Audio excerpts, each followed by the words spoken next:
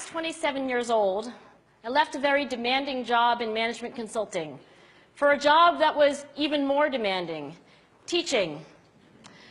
I went to teach 7th graders math in the New York City public schools. And like any teacher, I made quizzes and tests, I gave out homework assignments. When the work came back, I calculated grades. What struck me was that IQ was not the only difference between my best and my worst students. Some of my strongest performers did not have stratospheric IQ scores. Some of my smartest kids weren't doing so well. And that got me thinking. The kinds of things you need to learn in 7th grade math, sure, they're hard. Ratios, decimals, the area of a parallelogram. But these concepts are not impossible. And I was firmly convinced that every one of my students could learn the material if they worked hard and long enough. After several more years of teaching, I came to the conclusion that what we need in education is a much better understanding of students and learning from a motivational perspective, from a psychological perspective. In education, the one thing we know how to measure best is IQ. But what if doing well in school and in life depends on much more than your ability to learn quickly and easily? So I left the classroom and I went to graduate school to become a psychologist. I started studying kids and adults in all kinds of super challenging settings. And in every study, my question was, who is successful here and why? My research team and I went to West Point Military Academy. We tried to predict which cadets would stay in military training and which would drop out. We went to the National Spelling Bee and tried to predict which children would advance farthest in competition. We studied rookie teachers working in really tough neighborhoods, asking which teachers are still going to be here in teaching by the end of the school year.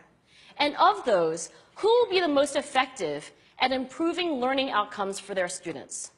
We partnered with private companies asking which of these salespeople is going to keep their jobs and who's going to earn the most money. In all those very different contexts, one characteristic emerged as a significant predictor of success.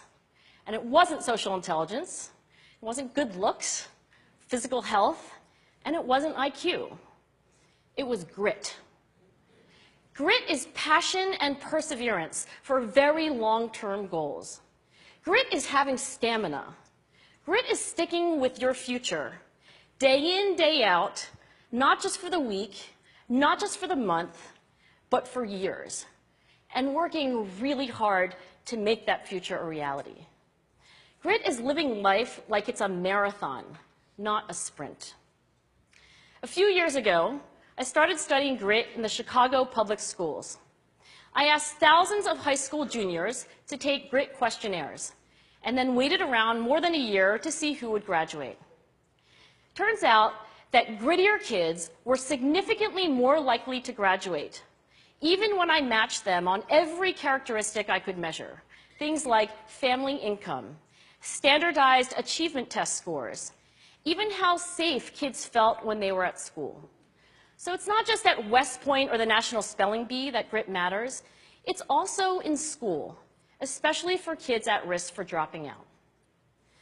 To me, the most shocking thing about grit is how little we know, how little science knows about building it. Every day, parents and teachers ask me, how do I build grit in kids? What do I do to teach kids a solid work ethic? How do I keep them motivated for the long run? The honest answer is, I don't know. What I do know is that talent doesn't make you gritty. Our data show very clearly that there are many talented individuals who simply do not follow through on their commitments. In fact, in our data, grit is usually unrelated or even inversely related to measures of talent. So far, the best idea I've heard about building grit in kids is something called growth mindset. This is an idea developed at Stanford University by Carol Dweck, and it is the belief that the ability to learn is not fixed, that it can change with your effort. Dr. Dweck has shown that when kids read and learn about the brain and how it changes and grows in response to challenge, they're much more likely to persevere when they fail because they don't believe that failure is a permanent condition. So growth mindset is a great idea for building grit, but we need more. And that's where I'm going to end my remarks, because that's where we are. That's the work that stands before us. We need to take our best ideas, our strongest intuitions, and we need to test them. We need to measure whether we've been successful, and we have to be willing to fail, to be wrong, to start over again with lessons learned. In other words, we need to be gritty about getting our kids grittier. Thank you.